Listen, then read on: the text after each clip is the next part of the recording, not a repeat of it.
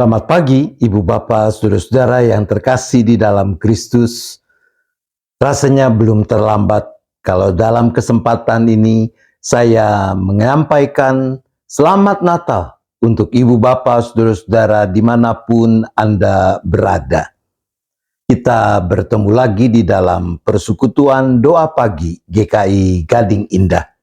Mari kita mengawali dengan bersama-sama menyanyikan sebuah pujian dari Kidung Jemaat nomor 129. Dari timur, jauh benar. Kita menyanyikannya bersama dengan sahabat-sahabat dari tim YKB.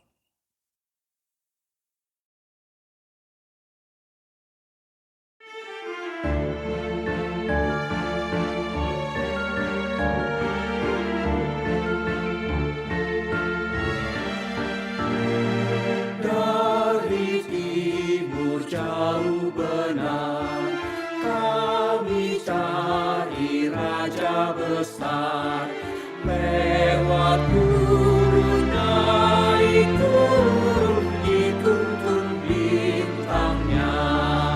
Oh, bintang pandu yang cerah, bintang Raja mulia, jalan kami kau sinari, langkah kami tuntunlah. Lahir Raja damai baka, masku bawa kepadanya, karena Ia memerintah sampai selamanya. Oh, bintang pandu yang cerah, bintang Raja mulia, jalan kami kau sinari, langkah kami tuntunlah. Aku bawa duka menyan, lambang doa yang beriman. Ya Tuhanku, pujianku kiranya berkenan. Oh, bintang pandu yang cerah, bintang Raja mulia, jalan kami kau sinari, langkah kami tuntunlah.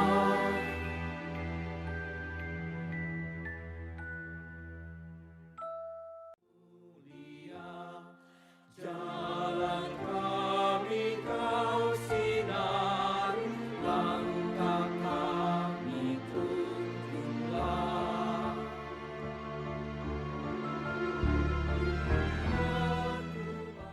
Mari kita berdoa.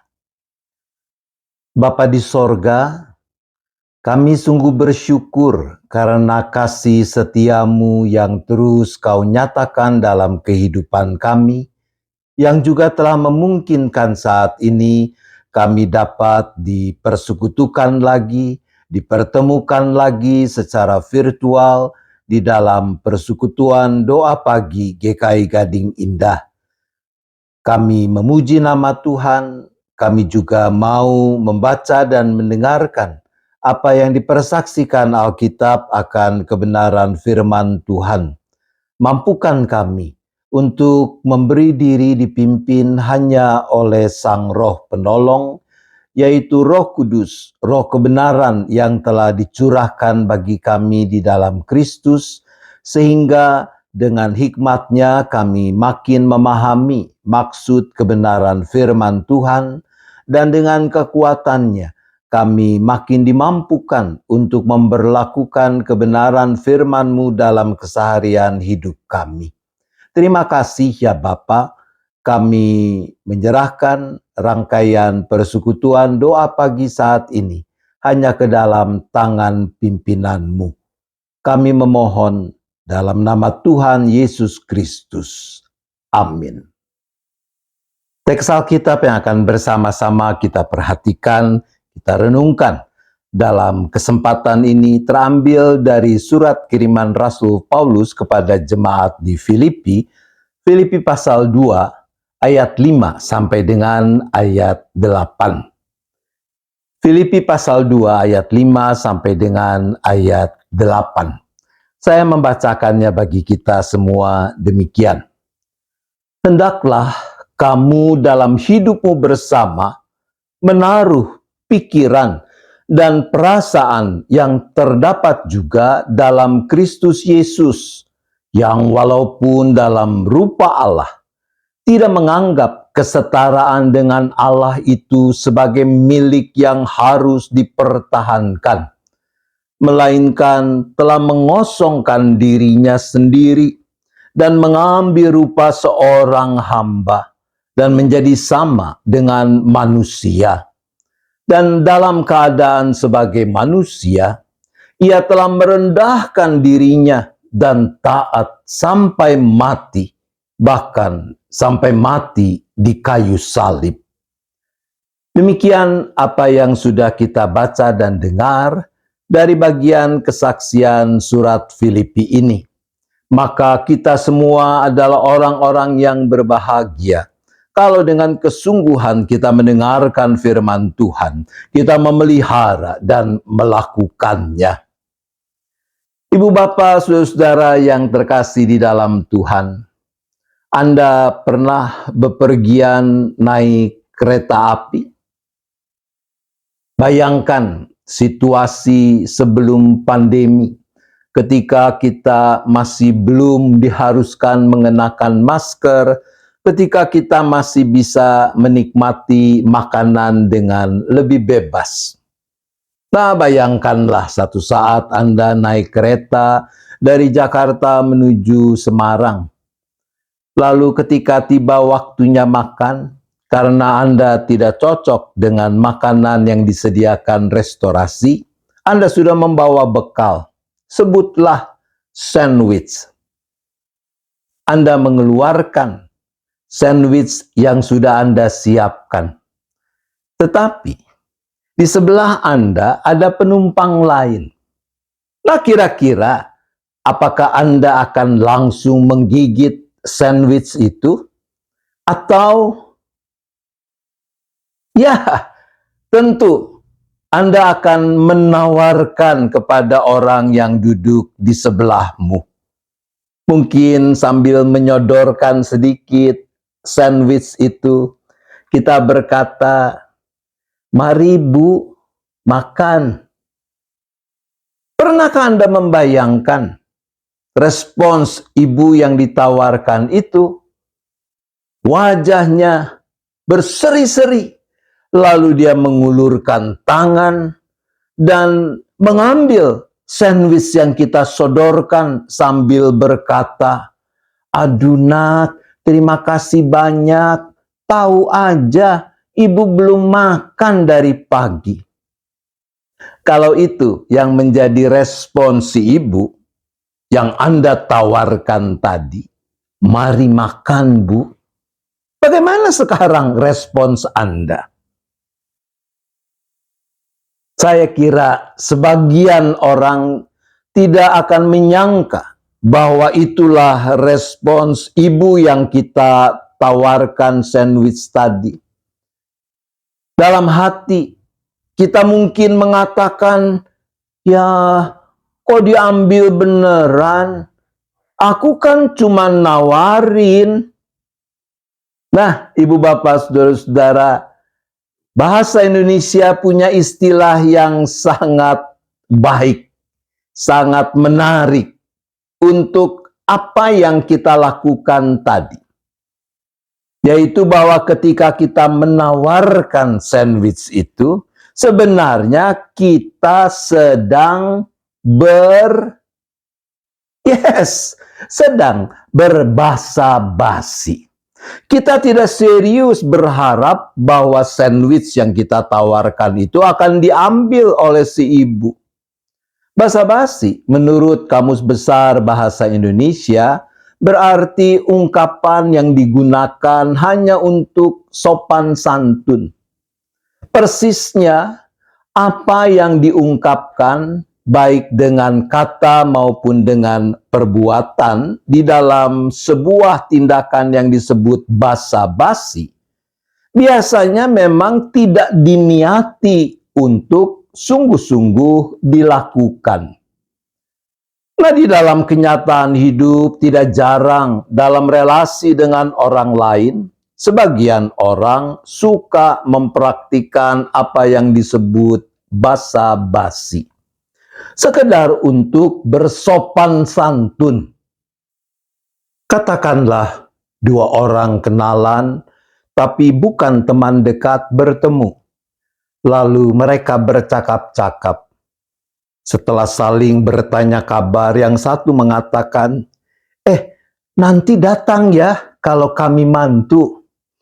Oh iya, pastilah saya akan datang.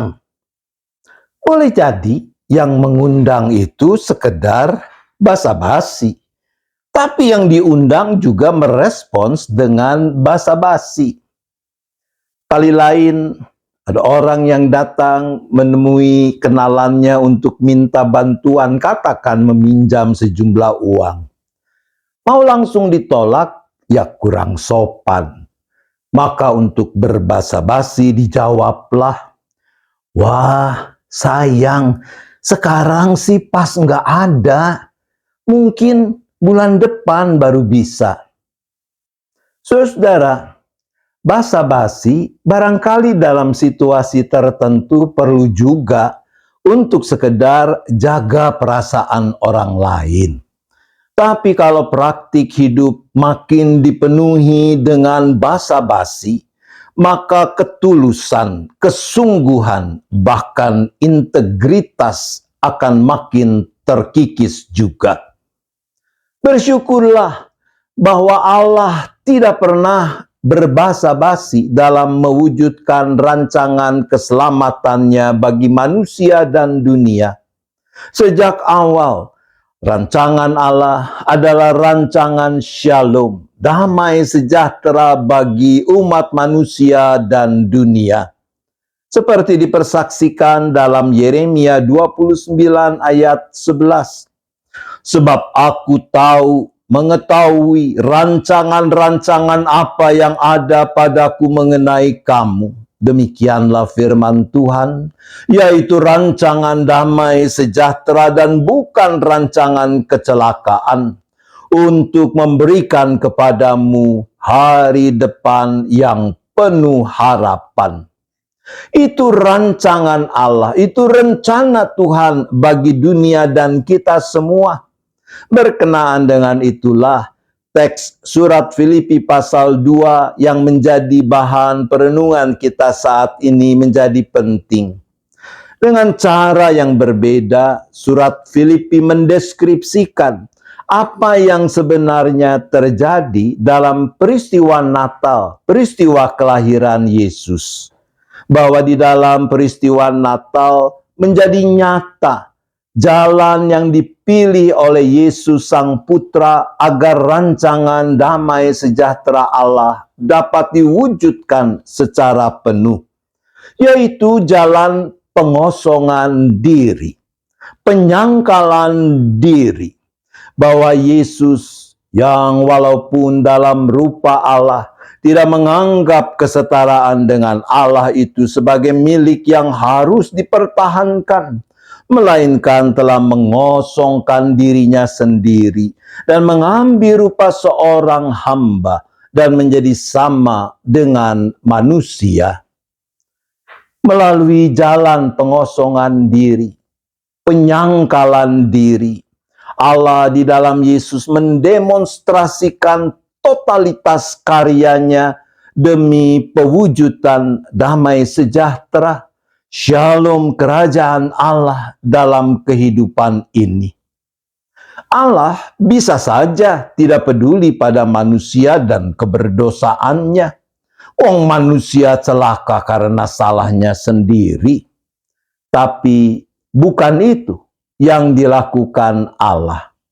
Kasih-Nya kepada manusia terlalu besar untuk membuat Dia membatalkan rancangan damai sejahtera-Nya. Yesus Sang Putra bisa saja mempertahankan kesetaraan dengan Allah, kemuliaannya, tahta sorgawinya. Namun, Yesus memilih untuk mengosongkan diri, menyangkali keakuannya. Ia rela menjadi sama dengan manusia dalam kerendahannya. Ia bisa saja memilih untuk dilahirkan sebagai putra raja, lahir di istana yang megah dan mewah. Tapi kalau itu yang dipilihnya, maka hanya segelintir orang yang bisa menjumpainya. Ia rela dilahirkan di kandang hina, supaya semua orang tanpa terkecuali bisa datang kepadanya. Surat Filipi menggambarkan lebih jauh bagaimana di dalam kerendahannya, Yesus bersedia menderita, bahkan menderita sampai mati di kayu salib guna menebus manusia. Totalitas yang membuktikan bahwa Allah tidak berbasa-basi, tidak berhenti hanya sampai peristiwa palungan. Totalitas itu berlanjut dan berpuncak pada peristiwa salib. Kandang hina dan palungan di Bethlehem menjadi purna di atas kayu salib di Bukit Golgota.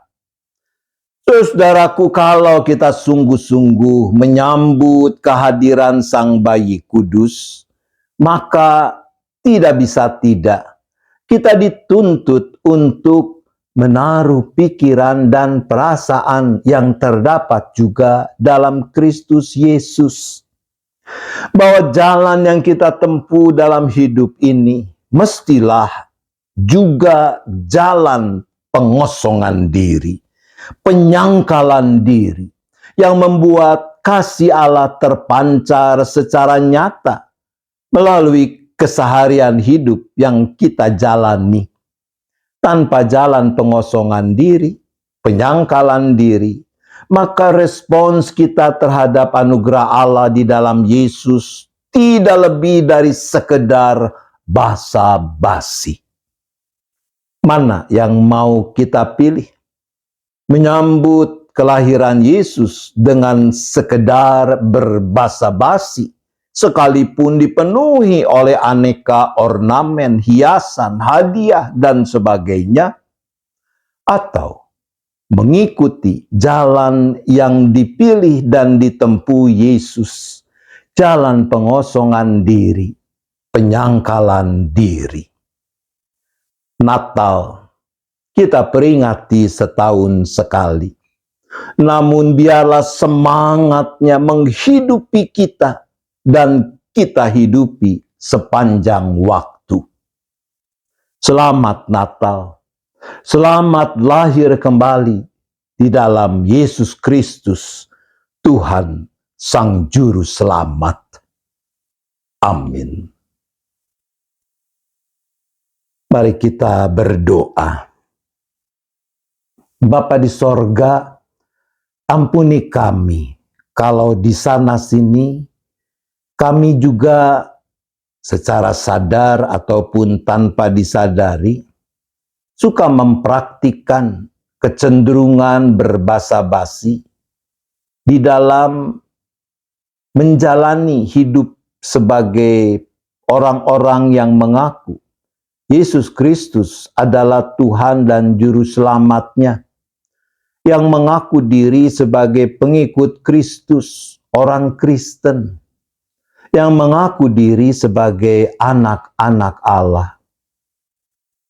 Kami melakukan itu karena kami tidak mau direpotkan, karena kami masih memberi diri kami dikuasai oleh kepentingan diri sendiri.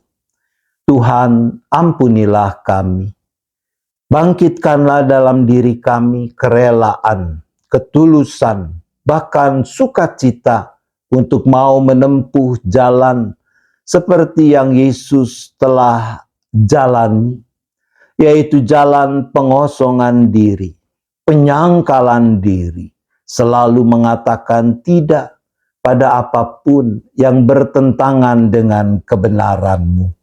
Agar dengan demikian, ketika kami memperingati kelahiran Yesus seperti saat-saat ini, kami tidak melakukannya hanya sekedar sebagai kebiasaan, tapi sungguh-sungguh makna dari kelahiran Sang Juru Selamat menghidupi kami dan kami boleh hidupi sepanjang jalan hidup kami. Sehingga nama-Mu ya Allah yang makin dipermuliakan. Saat ini kami juga berdoa bagi orang-orang yang masih mengalami pergumulan berat karena sakit penyakit yang mereka alami. Baik mereka yang dirawat di rumah sakit maupun yang berobat jalan, yang sudah sekian lama harus menanggung sakit penyakitnya. Tuhan, kasihanilah mereka. Tangan kasih-Mu yang penuh kuat kuasa kiranya terus menjamah mereka. Bapa yang sempurnakan upaya-upaya pengobatan yang dilakukan. Bapa pakai para dokter, peralatan, obat-obat semua menjadi sarana yang baik dan hidup dalam tangan-Mu untuk memberikan kekuatan, kesehatan yang diperlukan oleh anak-anak-Mu ini. Bapa juga yang teguhkan iman, pengharapan, penyerahan baik si sakit maupun keluarganya. Sehingga mereka bisa mengalami kehadiran-Mu bahwa benar Engkau tidak pernah tinggalkan mereka. Bahkan Engkau yang mau turut memikul beban yang mereka pikul. Bapa jugalah yang berkenan untuk cukupkan segala yang diperlukan dalam upaya pengobatan, perawatan yang dilakukan ini. Kami juga berdoa ya Bapa bagi mereka yang sedang bergumul dengan masalah sumber penghidupan, pekerjaan, usaha. Anak-anak-Mu yang bergumul karena ketidakpastian di masa depan, entah terkait dengan studi, dengan pekerjaan, dengan perjodohan, dan sebagainya. Tuhan yang mampukan mereka untuk tetap bersandar kepada-Mu, melakukan upaya yang terbaik sambil terus menundukkan kehendak diri pada kehendak Tuhan. Kami juga berdoa untuk keluarga-keluarga yang sedang diliputi kedukaan. Dan secara khusus kami berdoa bagi keluarga almarhumah Ibu Lani Suhanda yang kemarin Tuhan berkenan untuk panggil pulang. Kami berdoa bagi Bapak Leo Agus Irwan Perkasa sebagai suami, bagi Ananda Natasha Leonita selaku anak, juga Bapak Roni Suhanda sebagai orang tua. Bahkan juga untuk segenap keluarga besar. Ya Bapa, tidak selalu apa yang terjadi yang kami alami cocok dengan apa yang kami inginkan.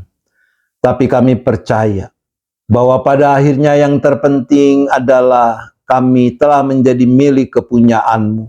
Demikian juga Ibu Lani Suhanda. Ia telah menjadi milik kepunyaan Tuhan. Sehingga maut pun tidak dapat memisahkan dia dari persekutuan kasih Allah yang kekal. Engkau yang teguhkan, Engkau kuatkan, hiburkan keluarga yang ditinggalkan. Engkau juga yang turut campur tangan dalam segala sesuatu yang harus dilakukan oleh keluarga. Ya Bapa, kami juga berdoa bagi gereja-Mu di mana-mana tempat, termasuk GKI Gading Indah. Kami mengucap syukur untuk penyertaan pemeliharaan Tuhan yang memungkinkan gereja bisa tetap menjalani hidup persekutuan, pelayanan, dan kesaksiannya sampai menjelang akhir tahun 2022 ini. Maka kami percaya Engkau juga yang akan terus memimpin, memampukan gereja-Mu untuk dapat mengemban misi yang Tuhan percayakan, yaitu turut serta dalam misi Allah mewujudkan shalom, damai sejahtera di muka bumi ini, lewat kehadirannya dalam hidup persekutuan, pelayanan maupun kesaksiannya. Kami berdoa untuk kegiatan-kegiatan di akhir tahun, kebaktian tutup tahun, kebaktian tahun baru, dan juga untuk persiapan-persiapan penyelenggaraan sakramen perjamuan kudus, agar semuanya boleh dilakukan dengan sebaik-baiknya demi kemuliaan nama Tuhan.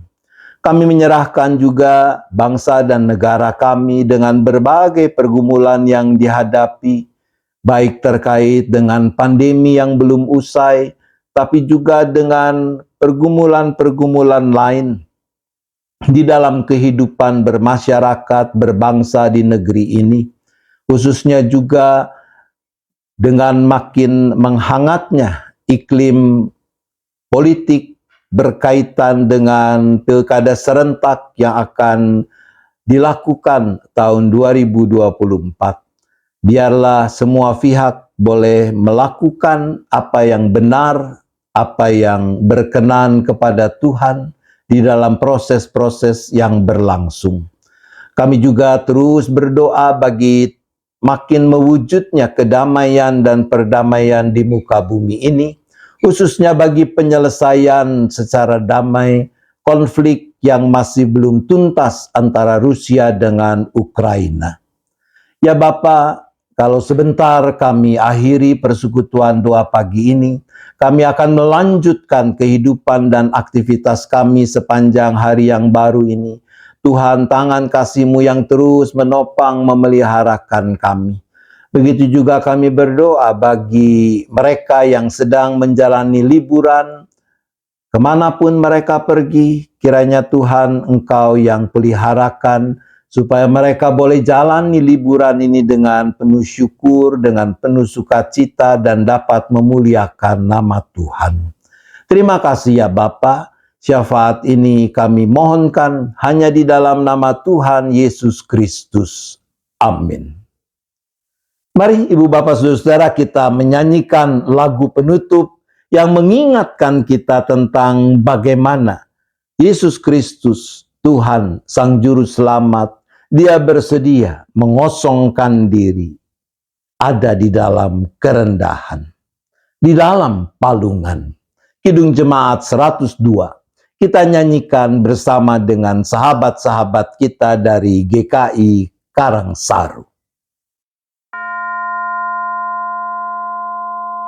Di dalam palungan tiada yang lain, terbaringlah Yesus berbalutkan kain, bintangnya di langit mengkilap terang.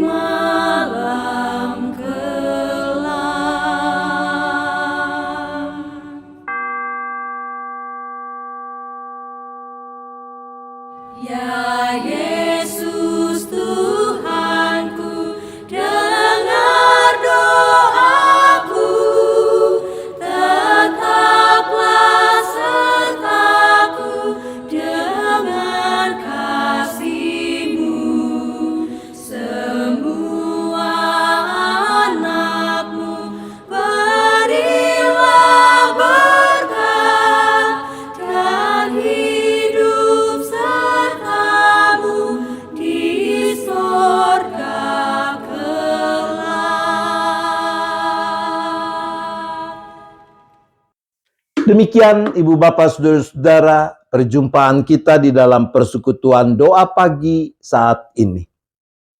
Arahkan hatimu kepada Tuhan, sambutlah berkat-Nya.